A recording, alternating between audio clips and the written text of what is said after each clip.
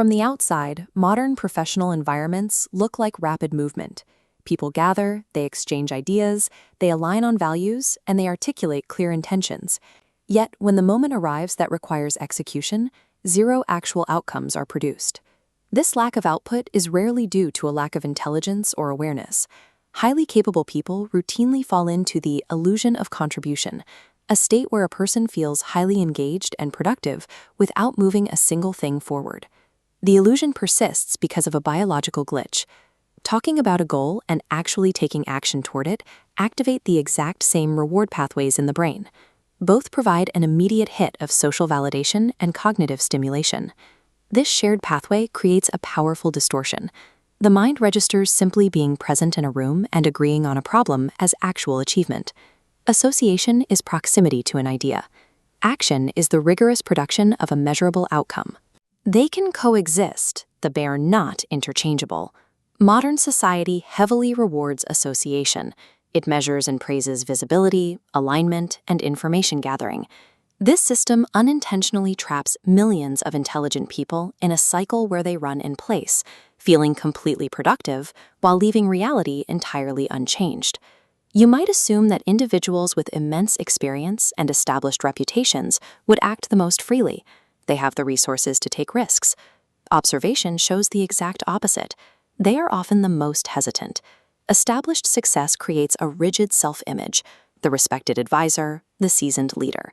This identity protection makes the temporary incompetence of trying something new feel like a threat. To avoid visible failure, these experts unconsciously adapt. They substitute low-risk activities, like endless planning and discussion, for the high-cost reality of execution. The internal trade-off is consistent. Preserving a successful identity becomes far more important than altering reality. They choose to remain safely and permanently in the realm of association.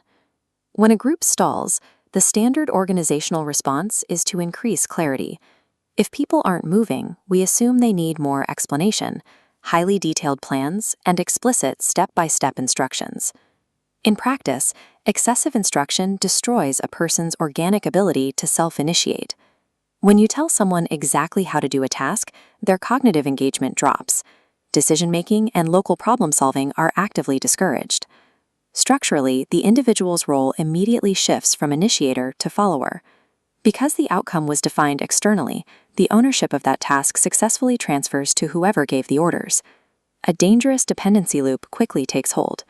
The individual waits for an instruction, executes it, evaluates the outcome, and returns to waiting.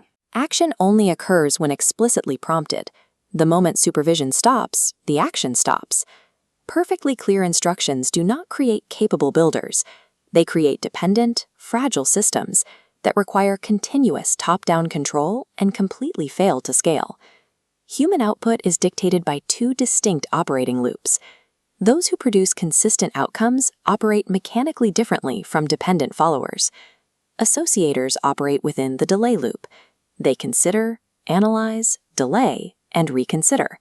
The cycle spins, generating cognitive fatigue but zero output. Self-initiators operate within the action loop.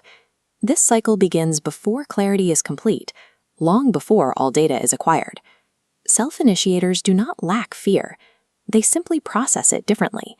Instead of relying on endless theoretical internal speculation, they use early, imperfect action as a mechanical tool to gather concrete, real-world feedback. This loop compounds. Each completed cycle provides closure and measurable data. It systematically builds an individual's tolerance for uncertainty and rapidly increases their execution speed for the next cycle. Talent and courage are secondary to the choice of behavioral loop. One path generates noise, the other generates reality. You cannot think or plan your way out of the delay loop. You have to force the transition structurally by redesigning your environment to demand autonomy. The absolute rule of this architecture is single ownership. When responsibility is distributed across a committee, urgency decreases. If more than one person owns a specific outcome, no one owns it. Sustained action requires you to strip away fragmented attention. Instead of chasing scattered opportunities or social validation, you commit deeply to one primary internal driver. This single commitment acts as a stabilizing force to filter out distractions. Becoming an initiator requires active design. You must construct an environment around yourself that enforces single ownership, limits external instruction, and rigorously demands absolute completion. High-income individuals often report a persistent sense of frustration. This stems from a compounding backlog of unexecuted intentions, the weight of things known but never done. True satisfaction is a direct byproduct of alignment.